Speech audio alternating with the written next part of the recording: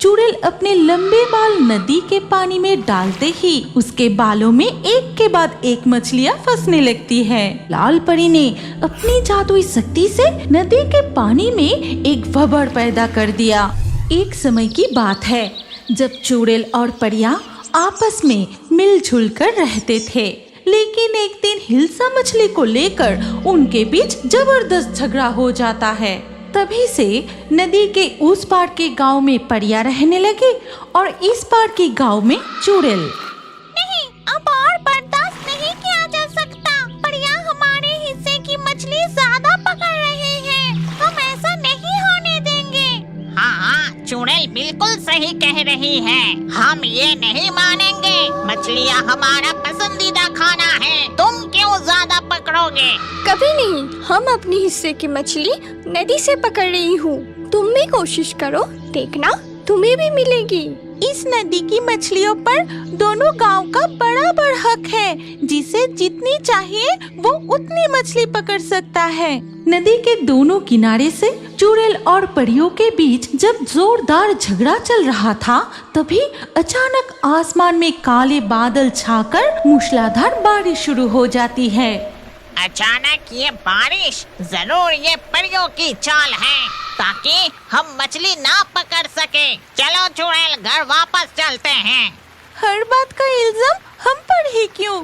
नाच ना जाने अंगन टेढ़ा। चलो नील परी, हम भी अपने घर चलते हैं। ये कहकर चुड़ैल और परियां अपने अपने घर लौट जाती है।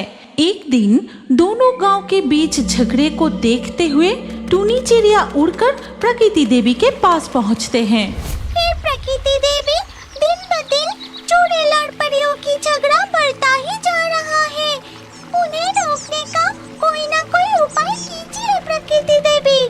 हाँ, अब उन्हें रोकना ही पड़ेगा। जो छोटी छोटी बातों पर वो लड़ रही है, उन्हें उनकी गलती समझानी होगी। हाँ प्रकृति देवी, जब भी मैं खाने की तलाश में उन गांव के ऊपर से जाती हूँ, तब देखती हूँ चुड़ैल और परियां हमेशा लड़ते रहते हैं। इसके बाद प्रकृति देवी अपनी मित्र स्वर्ण जलपरी को याद करने लगती है और कुछ ही देर में स्वर्ण जलपरी प्रकृति देवी की नदी में प्रकट होती है। कहिए प्रकृति देवी, क्या तुम्हें मेरी मदद की जरूरत है? हाँ स्वर्ण जलपरी, तुम्हें मेरी एक मदद करनी होगी। मेरी बात ध्यान से सुनो। इसके बाद प्रकृति देवी स्वर्ण जलपरी को चुड़ैल और परियों के बारे में सब कुछ बताती है। ठीक है दोस्त, मैं अभी उसी नदी की ओर रवाना होती हूँ जो उन दो गांव के बीच से बहती है। ये कहकर स्वर्ण जलपरी तैरती हुई उन दोनों गांव के बीच की नदी में पहुँच जाती है। चुड़ैल, आज हम परियों से ज्यादा मछली पकड़ेंगे। ले, जल्दी से अपने लंबे बाल नदी के पानी में डाल दे। परियां क्या सोचती हैं? जादू सिर्फ वही जानती है। आज हम जादू से मछली पकड़ेंगे। ये कहते हुए चुड़ैल अपने लंबे बाल नदी के पानी में डालते ही उसके बालों में एक के बाद एक मछलियाँ फंसने लगती है। ये क्या, कोई अपने बालों से मछली पकड़ रहा है और मछलियाँ भी सीधे जाकर बालों में फंस रही है। बाल काफी भारी लग रहे हैं, लगता है बहुत मछली फंसी है। अब बालों को बाहर निकलती हूँ। चुड़ैल ने जब नदी से उसके लंबे बाल बाहर निकाले तो देखा कि उसमें ढेर सारे मछलियाँ फंसी है और ऐसा देख लाल परी। चुड़ैल, अगर मछली पकड़नी है तो ईमानदारी से पकड़ो। ऐसे जादू का गलत इस्तेमाल करके मछली पकड़ना गलत है। हम नदी की मछलियाँ जैसे चाहे वैसे पकड़ सकते हैं। तुम क्या सोचती हो, हम भूत हैं तो हमारे पास शक्ति नहीं? इसी तरह चुड़ैल बाल डुबोकर लगातार मछलियाँ पकड़ती रही और परियों की कांटे में एक भी मछलियाँ नहीं फंसी। लाल परी, अब हमें भी अपनी जादुई शक्ति का इस्तेमाल करना होगा, नहीं तो वो चुड़ैल सारी मछली पकड़ लेगी। तुम सही कह रही हो नील परी, अब मैं भी जादुई शक्ति इस्तेमाल करूंगी। ये कहकर लाल परी ने अपनी जादुई शक्ति से नदी के पानी में एक भंवर पैदा कर दिया और उस भंवर से मछलियाँ छलांग लगाकर एक एक करके परियों के किनारे आने लगी। बाप रे बाप, ये चुड़ैल और परियां मिलकर क्या कर रही है? मुझे अभी कुछ न कुछ करना ही पड़ेगा। ये लोग मछली पकड़ने की प्रतियोगिता में जिस तरह से लगे हैं, इसमें तो यमुना नदी की मछलियों का संतुलन बिगड़ जाएगा।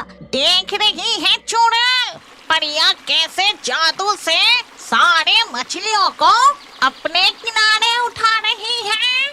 तू चिंता मत कर, आज हम परियों को हरा के उनसे ज्यादा मछली पकड़ेंगे। उसी समय नदी के ऊपर सिर उठाती है स्वर्ण जलपरी। तुम सब अभी रुक जाओ। अपने बीच प्रतियोगिता करके नदी की मछलियों को जरूरत से ज्यादा पकड़ रहे हो और सारी मछलियों को बर्बाद कर रहे हो। ये सुनकर चुड़ैल और परियां मछली पकड़ना रोक देती है। फिर चुड़ैल कहती है, हम क्यों मछली पकड़ना रोक दें? ये नदी हमारे गांव के बीच से गुजरी है। हम जितनी चाहे मछलियां पकड़ेंगे। इस नदी में अब बहुत कम मछलियां बची हैं। जब इस नदी के सारी मछलियां खत्म हो जाएगी, तब तुम सब क्या करोगे? नदी की सारी मछलियां खत्म हो रही है। हाँ, और सुनो, अगर तुम दोनों गांव मिलकर इस नदी की मछलियों को खाना देकर उनका पालन पोषण करके संख्या में बढ़ा सकते हो तो मैं स्वर्ण जलपरी तुम सबसे वादा करती हूँ, मैं ऐसा एक जादुई फल की पौधा तुम्हें उपहार दूंगी। उस पेड़ का फल जब भी किसी स्वादिष्ट खाने के बारे में सोचकर खाओगे, तब खाना तुरंत तुम्हारे सामने प्रकट हो जाएगा। ये कहकर स्वर्ण जलपरी नदी में डुबकी लगाकर चली जाती है और दोनों गांव की चुड़ैल और परियां फिर से मिलजुल कर रहने लगती है। इसके बाद से वो मछलियों को खाना खिलाकर उनका पालन पोषण करने लगती है। जलपथ से तैरते हुए जैसे ही वो थोड़ा आगे बढ़े, उन्होंने देखा कि नदी के नीचे चारों ओर स्वर्ण मुद्राएं, स्वर्ण आभूषण बिखरे पड़े हैं और कहीं कहीं तो ढेर बन के पड़े हैं। जलपरी मणिमाला, देखो यहाँ नदी के नीचे कितने सारे स्वर्ण मुद्राएं और खजाना पड़े हैं। लगता है हम वो पिशाचिनी के उदक नगरी में आ गए हैं। मुझे भी ऐसा लग रहा है। अब चलो हम पानी के ऊपर जाते हैं। फिर जैसे ही मणिमाला, जलपरी और रत्नकुमार नदी के पानी से सिर उठा के देखा कि वो एक मायावी राज्य में आ गए हैं, जहाँ आसपास के पेड़ों पर सुंदर फूल खिले हुए हैं, तितलियाँ उड़ रही है और मीठी सुगंधित हवा बह रही है। मणिमाला, क्या तुम्हें भी कुछ जलने की गंध मिल रही है? हाँ रत्नकुमार, मुझे भी गंध मिल रही है। यहाँ का वातावरण इतना सुंदर होने के बाद भी जलने की गंध क्यों आ रही है? चलो हम थोड़ा और आगे जाकर देखते हैं। वो फिर से पानी में डुबकी लगा के थोड़ा और आगे जाके देखा। रत्नकुमार, यहाँ पर भी तो कुछ दिखाई नहीं दे रहा है। सब कुछ तो ठीक ठाक है। ऐसे नहीं चलेगा मणिमाला, चलो हम मानव रूप धारण करके स्थल भाग में घूमकर थोड़ा देखते हैं, नहीं तो हमें इस नगरी के असली रहस्य के बारे में कुछ पता ही नहीं चलेगा। इसके बाद वो मानव रूप धारण करके उस मायावी उदक नगरी के रास्ते पर चलने लगते हैं और कुछ दूर चलने के बाद रत्नकुमार, देखो उस तरफ, उस कुटीर में भयानक आग लग गई है। हाँ मणिमाला, जल्दी चलो, जाकर देखते हैं कि वो आग को किसी तरह बुझाया जा सकता है कि नहीं। रत्नकुमार और मणिमाला कुटीर के सामने जाके देखा कि एक बूढ़े आदमी बहुत रो रहा है। ये कैसे हो गया? ये कुटीर क्या आपका है? कुटीर में आग कैसे लगी? कौन हो तुम लोग? इस नगरी में तो पहले कभी नहीं देखा। मेरे पहचान, इस उदक नगरी का राजपुरोहित हूँ। इस नगरी के प्रवेश द्वार पर जो खड़ी है, वही हमें इस नगरी को बचाने के लिए यहाँ भेजा है। अच्छा, अब मैं समझा। अगर ऐसा है तो तुम्हें सब कुछ बताने में मुझे कोई आपत्ति नहीं।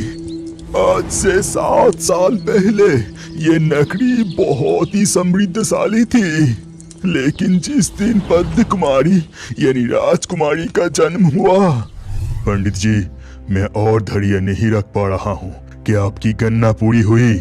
महाराज, बस कुछ ही समय में आपका संतान इस दुनिया में आने वाला है। लेकिन मेरी गणना के अनुसार जन्म लेने के साथ साथ इस नगरी पर एक काले साया का नजर पड़ेगा। ये आप क्या बोल रहे हैं राजपुरोहित? इतने सालों बाद मैं अब पिता बनने वाला हूँ और आप? हाँ महाराज, जो मैं कह रहा हूँ वो सत्य है। मेरी गणना कभी गलत नहीं होती। तभी एक दासी नवजात कन्या को लेकर महाराज के सामने आती है। महाराज, महाराज देखिए, ये क्या अनर्थ हो गई। हमारी महारानी ये अनोखी संतान की जन्म दी है। ये देख हम सभी हैरान हैं। दिखा जाता है दासी के हाथ में जो संतान है उसका आधा हिस्सा मनुष्यों की तरह और आधा हिस्सा मछली की पूंछ जैसा। ये क्या हो गया? मेरा है ऐसा संतान, अब मैं क्या करूंगा पुरोहित? ये संतान आम संतान नहीं है। दासी, उसे मुझे दो। अब तुम यहाँ से जाओ। दासी उस संतान को राजपुरोहित की गोद में दे देती है। फिर वो वहाँ से चली जाती है। महाराज, कुछ अनर्थ होने वाला है, इसका भविष्यवाणी तो मैंने की थी, लेकिन महारानी के गर्भ से ऐसी संतान का जन्म होगा ये मैंने भी नहीं सोचा था। महाराज, इसे त्याग करने में ही भलाई है। नहीं, कभी नहीं। मेरा संतान उदक नगरी की राजकुमारी है। मेरे महल के पीछे मैं अपनी कन्या पद्म कुमारी को छुपा के रखूंगा और ये बात पूरी तरह से गुप्त रहनी चाहिए। इस महल के बाहर किसी को भी पता नहीं चलना चाहिए और इसका जिम्मेदारी मैं आपको देता हूँ राजपुरोहित। इसके बाद धीरे धीरे कमल कुमारी राजा की कमल की तालाब में बड़ी होने लगती है और इस तरह सालों बीत जाता है। पिताजी, आप आ गए। मैं कब से आपका इंतजार कर रही थी। हाँ बेटी कोमल, मैं जानता हूँ कि तुम मेरा इंतजार करती हो, लेकिन छिपकर यहाँ आना पड़ता है, इसलिए थोड़ी देर हो जाती है। पिताजी, आज राज्य का हालचाल क्या है और राजकन्या सब ठीक ठाक से चल रहा है ना? हाँ बेटी, तुम्हारे जन्म के बाद से ये राज्य और भी समृद्धशाली बन गया, फिर भी मेरा दुख खत्म नहीं होता। तुम इस राज्य के लिए इतनी चिंता करती हो, फिर भी तुम्हारे असली परिचय किसी को बता नहीं सकता। अच्छा पिताजी, माँ को क्या अब भी मेरे बारे में कुछ पता नहीं है? मुझे उनकी बहुत याद आती है। तुम्हें तो सब कुछ पता ही है बेटी, तुम अब बड़ी हो गई हो, फिर भी तुम कभी कभी ऐसे सवाल करती हो जिनका उत्तर मैं नहीं दे पाता। बेटी पद्म कुमारी, आप मुझे जाना होगा, तुम आराम करो। महाराज, उस दिन मेरे कोई बात नहीं मानी। उन्होंने पद्म कुमारी को महल के पीछे एक तालाब में छुपा के रखा। फिर ऐसे ही दिन बीतता रहा। जिस दिन पद्म कुमारी की उम्र 7 साल हुई, उस दिन सुबह अचानक राजा विप्रकांत, राजा विप्रकांत, अभी तू मेरे सामने आ। कौन हो तुम? ऐसे चिल्ला क्यों रही हो और तुम मुझसे क्या चाहती हो?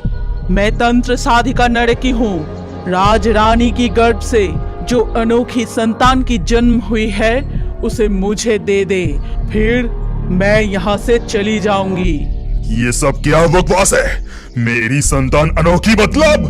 वो पूरी तरह से हमारे जैसा ही है और मैं अपनी संतान को तुम्हें क्यों दूं?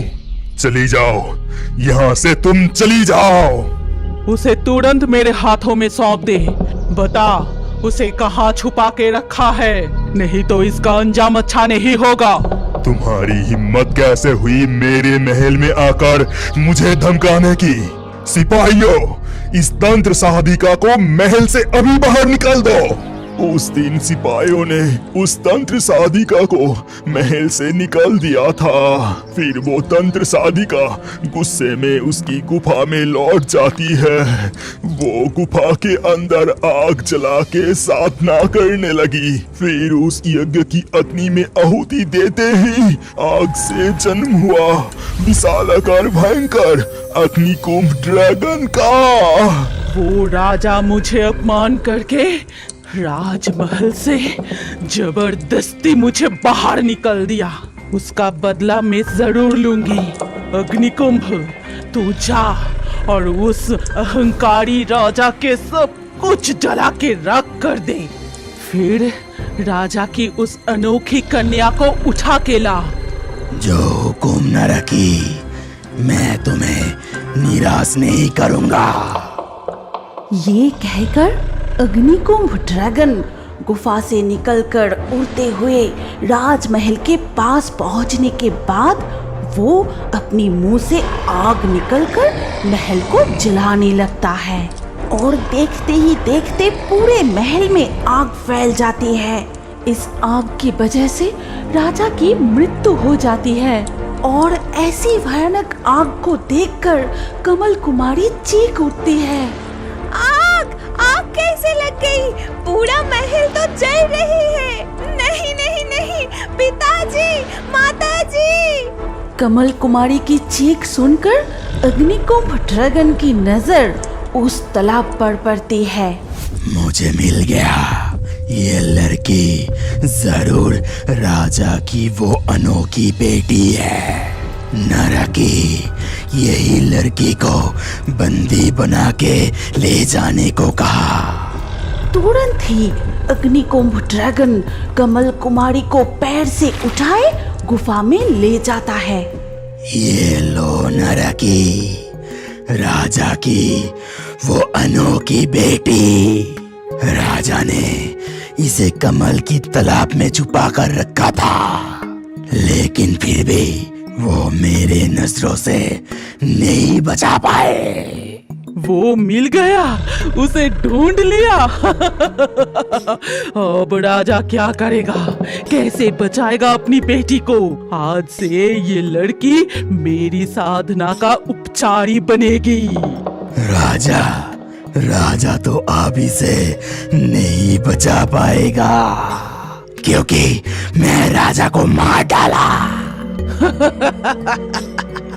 तू तो बहुत अच्छा काम किया अग्निकुंभ। जाकर उसे गुफा के सामने उस जलाशय में छोड़ दे। तब से पंथ कुमारी उस तंत्र साधिका के कब्जे में है और अग्निकुंभ ड्रैगन इस उदक नगरी में आतंक मचा के रखा है। हर दिन वो किसी न किसी का घर जला रहा है।